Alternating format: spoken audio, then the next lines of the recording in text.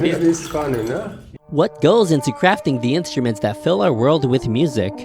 And you covered the holes, man. You did. You got the low G there as well. Welcome to The Instrument Makers, a new YouTube series where we visit diverse instrument workshops. Oh, this blade's not very sharp. That's very annoying. Explore the artistry and techniques of master craftsmen. I'm going to credit this as David's upgrade. And share the fascinating stories and insights we discover along the way. We'll try it.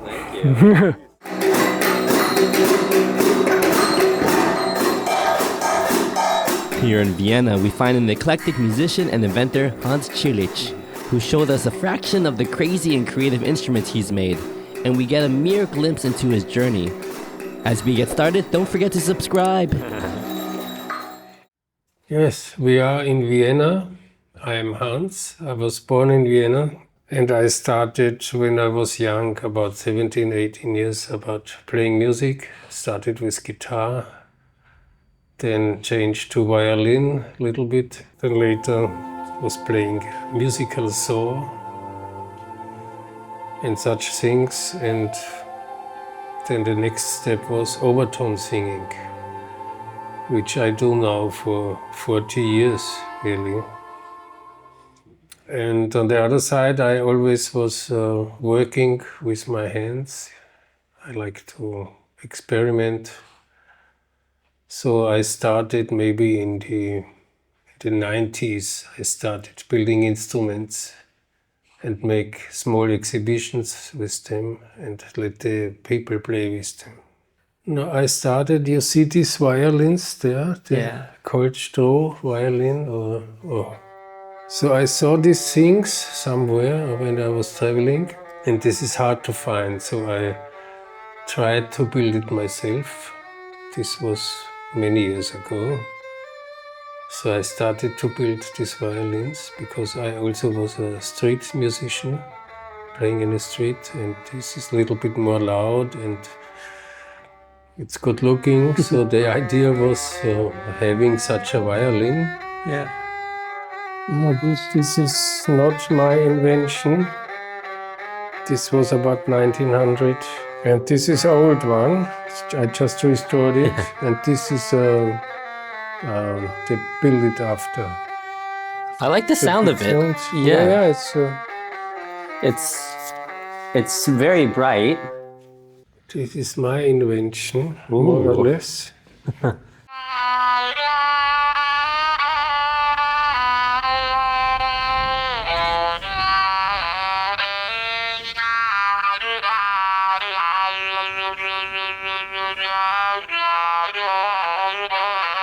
And that's very cool because, of course, your mouth is the resonator instead of like a traditional body.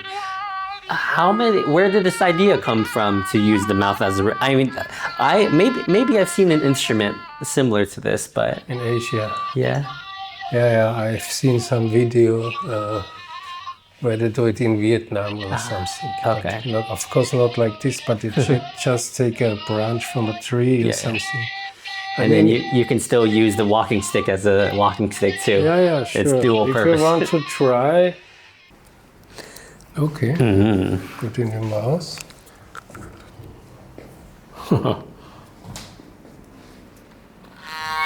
That must be tension, huh?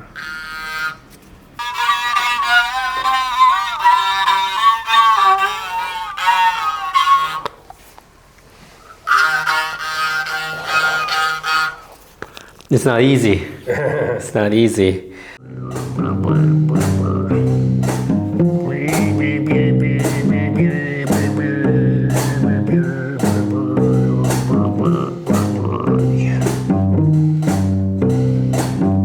And so on.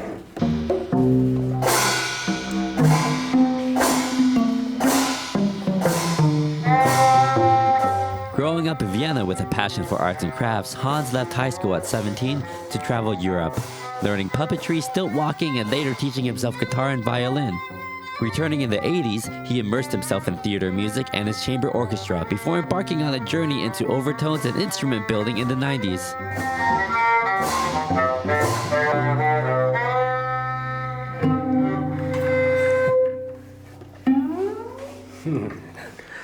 Very nice. And then when I started with the overtone singing, I found out how the tones work. It's always the same. If you sing it or play it on the string or the scale of the overtones, it's more or less always the same thing. And then I started making overtone instruments. The Hurdy-Gurdy, for example.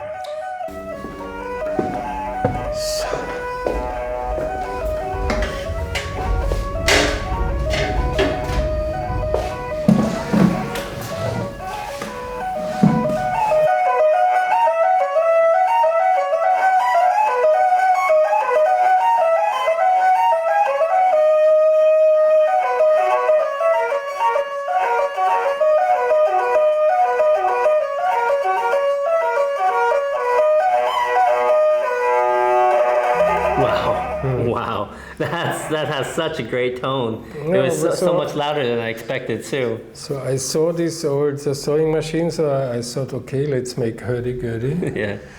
And the hurdy-gurdys, you know, they have a lot of complicated mechanics.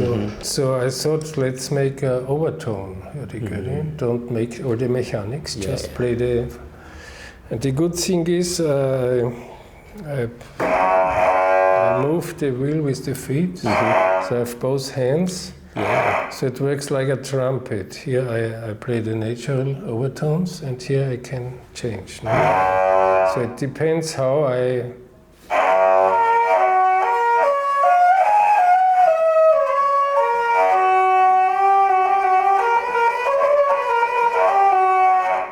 do the, if I make a half note or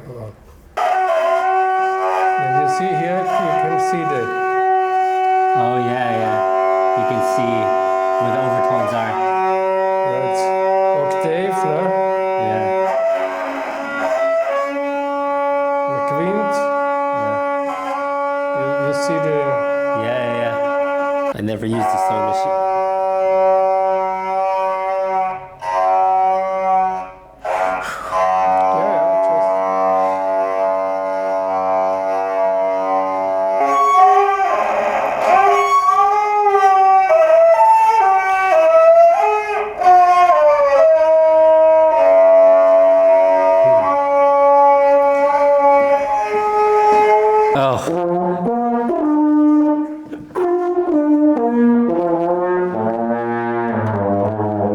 It works like a trumpet, you know? Yeah. The natural notes and how you call it? It you make with the left hand, you know? Yeah. So go on.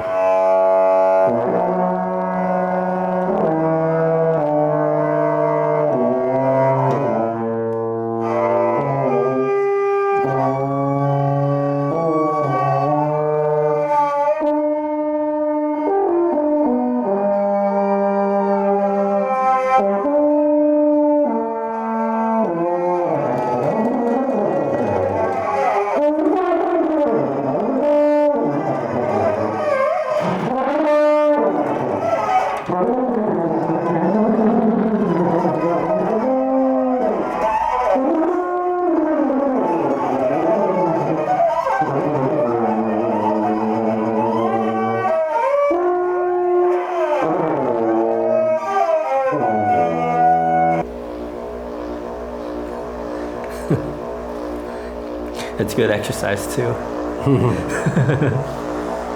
Okay, so this makes an overtone sound, which is in some way it's magic, you know. So you can go in trance or meditation or whatever.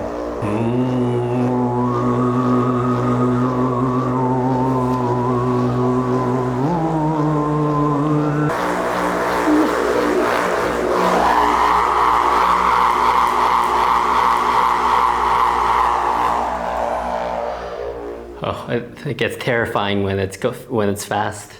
It's connected with just one rubber band there. Only one, yeah. If you added two more, I can do it. but it just produces different pitches.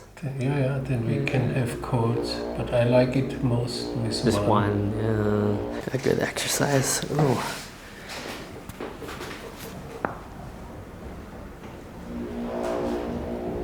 Oh, it's very satisfying. It's just making a drone note with the power of my feet.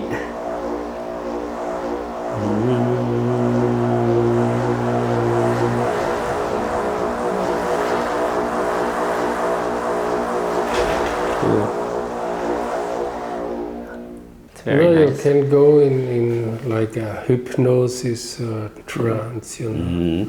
I can show you how I started. Yeah, sure. With this. This I made many years ago already. Maybe 30 years ago. It's a bit dangerous. Yeah, exactly.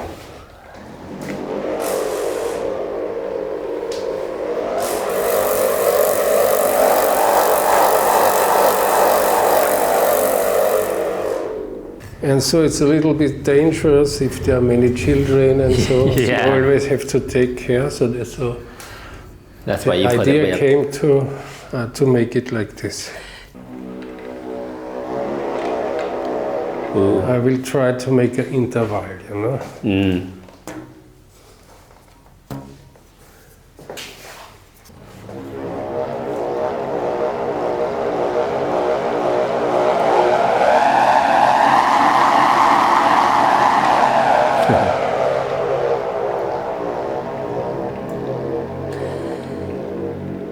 Wow. So these instruments that you make, are they mostly for yourself, or do you try to make them so you can sell them for money and to share it with people who want to buy it? Okay, first of all, they are for myself, of course, but I would sell them, and I do sometimes if somebody is interested. Like places like a small museum or such places, sometimes they buy something. But the interest is not very big. I mean, normal musicians, they don't buy these instruments so often.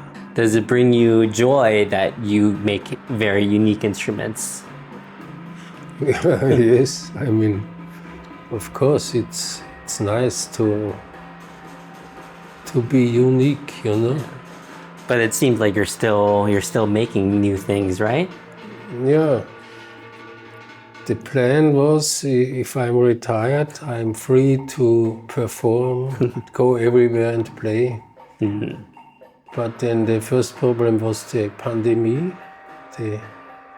So this was the first problem, and second problem was my health, my own health. So I got some problems, so which keeps me from traveling a lot and doing a lot. But I go on. Wow. You've taken prepared piano to a whole other planet there.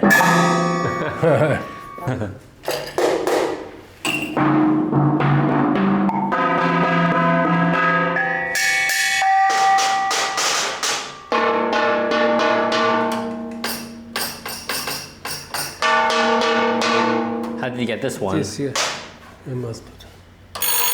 What?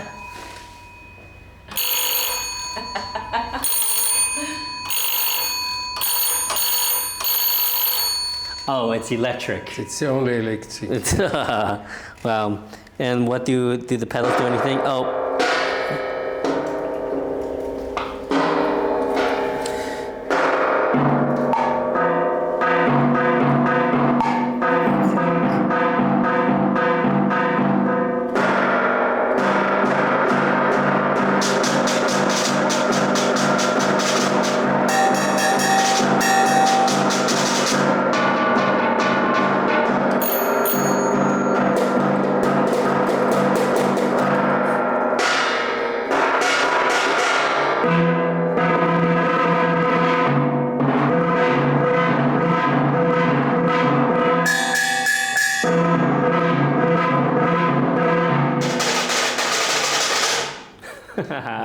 This is very fun. When you've thought of these like instruments and these inventions, how does the inspiration come to you? Is it something that you already see it in your head, or do you maybe have to experiment with it? You have to draw it out. What's the process to make? Some inspiration comes from the material. So if I go on free market or to a container or somebody gives me something, so the idea comes, like old sewing machine. So that's the one possibility of inspiration. Or like this piano, I get the piano and the other thing is, of course, like many inspiration comes from the overtone singing. Because once I started to understand how it works with the, how you say, the color of the tone,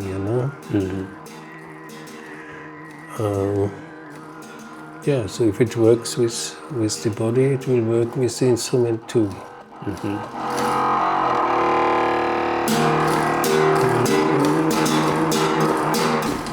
Now, what I love about this instrument is it has so many concepts built into it at once. Like it has the string instrument concept, the wood, the wind.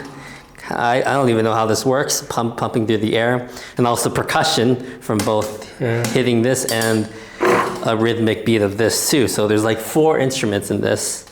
So does air get pumped in through here? Yeah. Into the balloons? Yeah. And it comes through these tubes and it comes out here? Oh, it comes through here. That's the mouthpiece. No? Yeah, it comes in here, the air.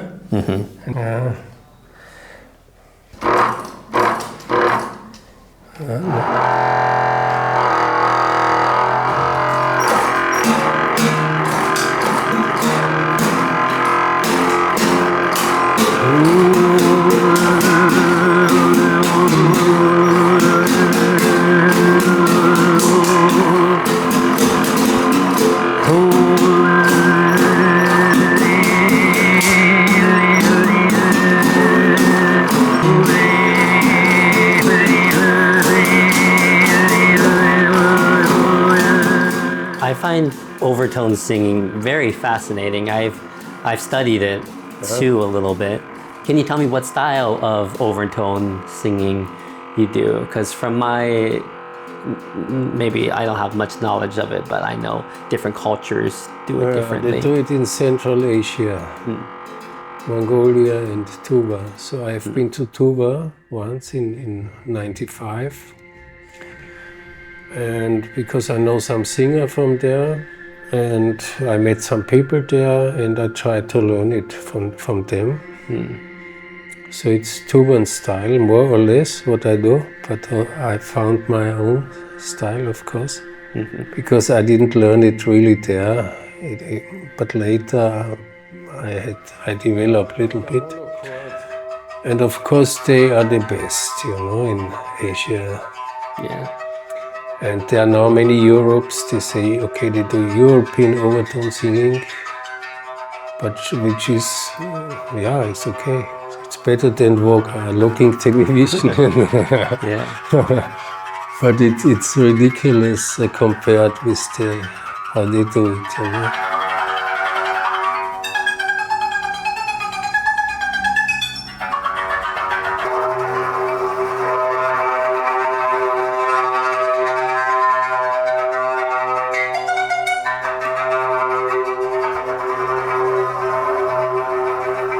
How did this come to be? Now these monochords you can buy, Yeah. So they have maybe on 2 up and then you turn it. And on the other side they have also strings like a koto. Yeah.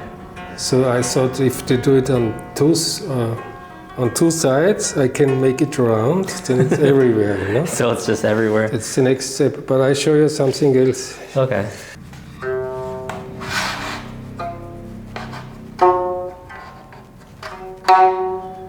Oh yeah, like a koto, you can change that tuning. You can play some chords.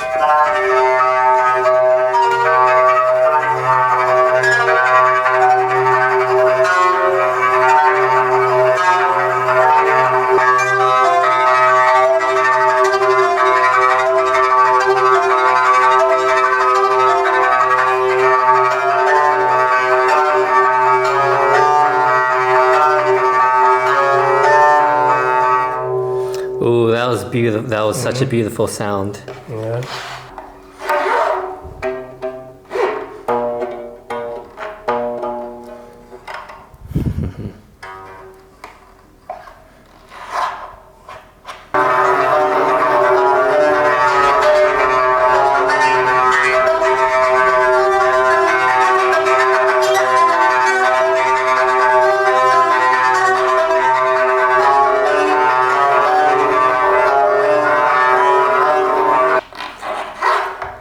There's a lot of possibilities, so many possibilities.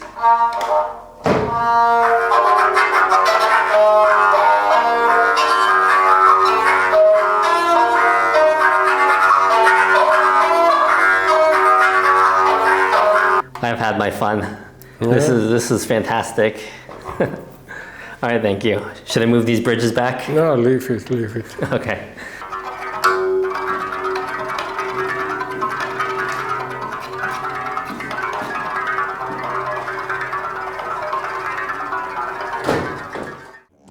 I tried to make the didgeridoo with the strings many years ago.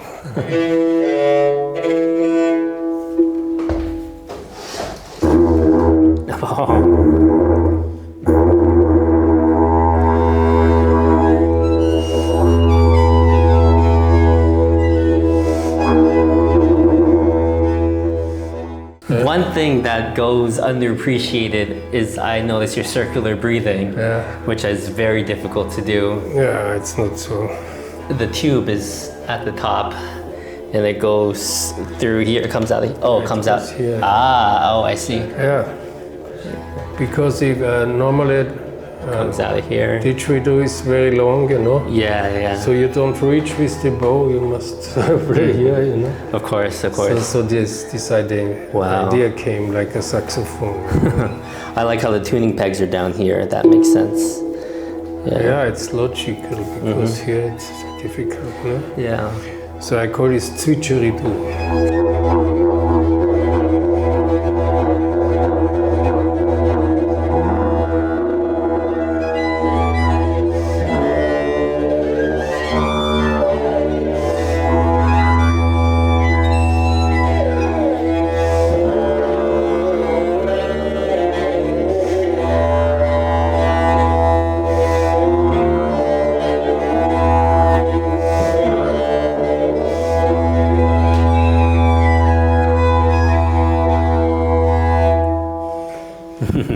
Wow. How did you get this tube? I made it just out from wood. From what? It just you put it together from Glue it together. Yeah. Wow. Yeah, this was a lot of work because It looks like it's a lot of work. you never know which tone will come out, you know. Exactly with this tone, it's one tone lower, you know. Yeah. It's E and D.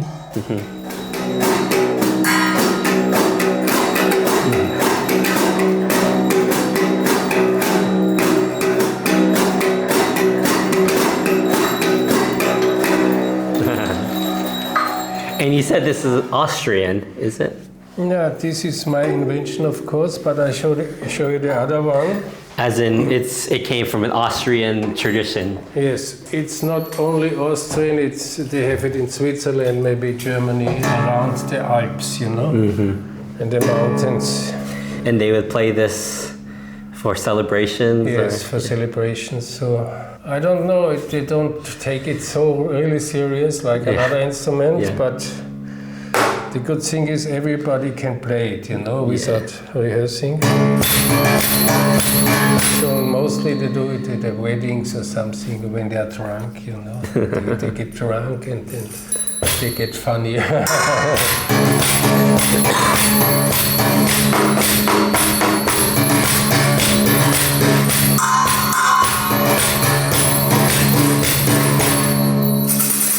But I think it's also underrated instrument because it has something from a berimbau. Yeah.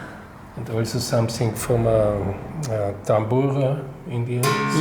So Can I try it? you can find it in many cultures in different way.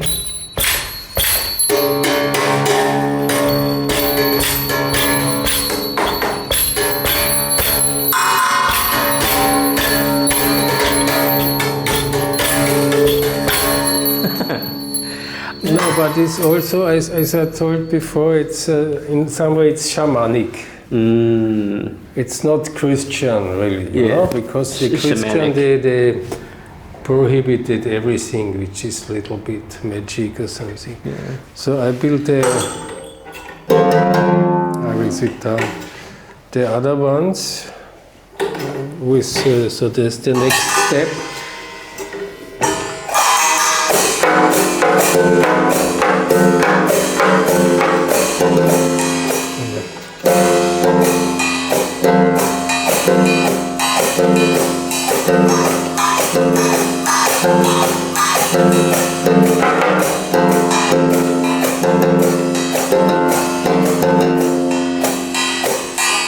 Also played by hand.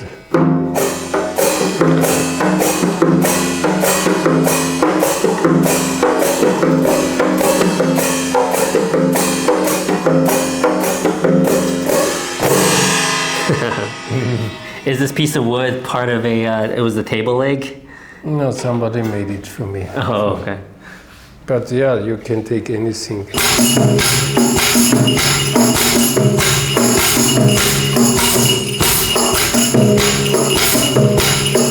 The idea was to make some simple ones. Not so much to carry.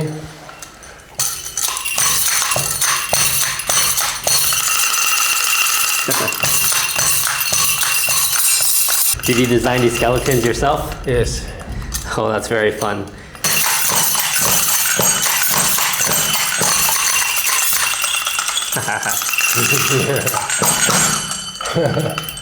That is funny, no? Yeah, these are fun. I love this. Did you design? This was, you know, this. I just took an old percussion instrument. Ah, okay. Cut it. Maracas. Yeah, maracas. Yeah. And this we made some. I have some friend. He makes the drexel. I don't know in English. Tuning. So I tried to make some of them to find out the best form, and then maybe make a series like 10 or 20 or something. And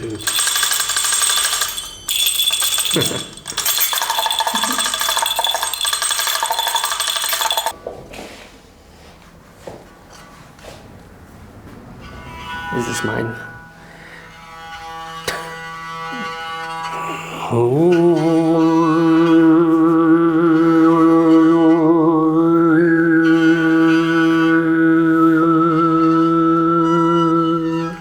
Have you tried different tunings? yes, I mean I always like if there's like a monochord or the same, so there's no problems, you know. Why did you decide to make a hat? No, the idea was to not only hear the tones, but feel it, you know. Feel it in your head? Yeah, so feel the vibration. Oh yeah, that feels nice all over, Yeah. just going all around my head like that. And if it would be too loud, it would be too much, you know. So Yeah. it's for the head is enough.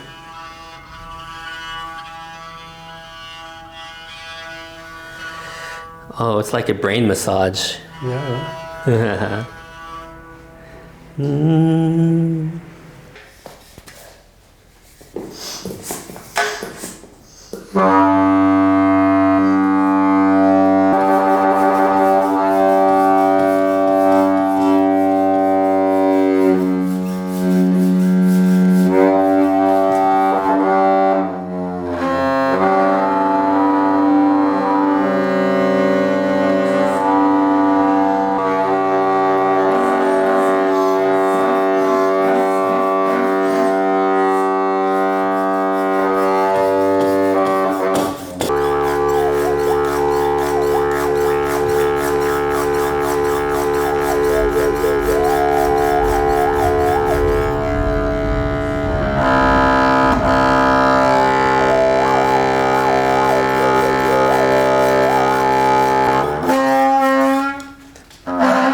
What are these parts made out of? like pump, like a bicycle pump, but it's not for bicycle, but... Did you have to weld some of this together? Yeah. For your building experience, have you had... what experience did you have with building before you started any of it? No experience. I mean, I was working since childhood always with different materials, like wood. I mean, my father showed me how to weld together this stuff, you know. But I didn't. So skills you learned yourself over time. Wow. Oh my goodness.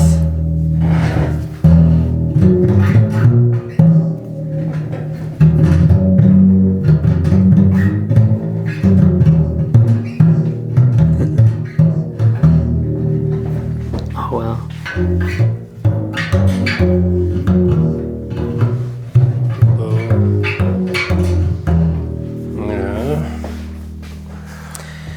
That's the same, more or less the same. These are just barrels you found? Yeah, these I found, yeah. These are built.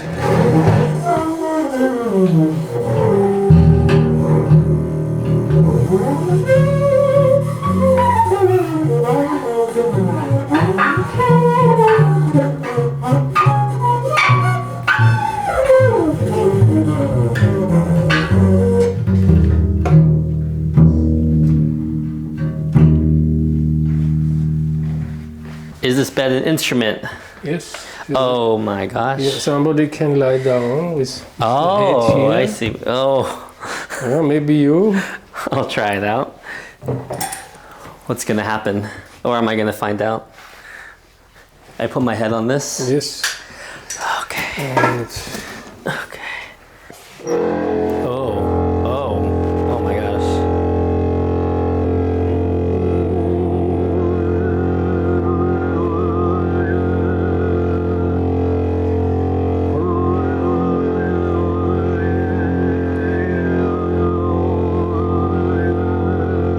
I can feel the overtones as you change the speed, and the overtones on different parts of my body. yeah, it's good, no? Yeah, does it work like the Hurdy-Gurdy? Yeah. So there's a wheel that spins. Yeah, it's the same. It might be hard to see, yeah. There's 3 strings and a really big bridge. Oh. That's cool.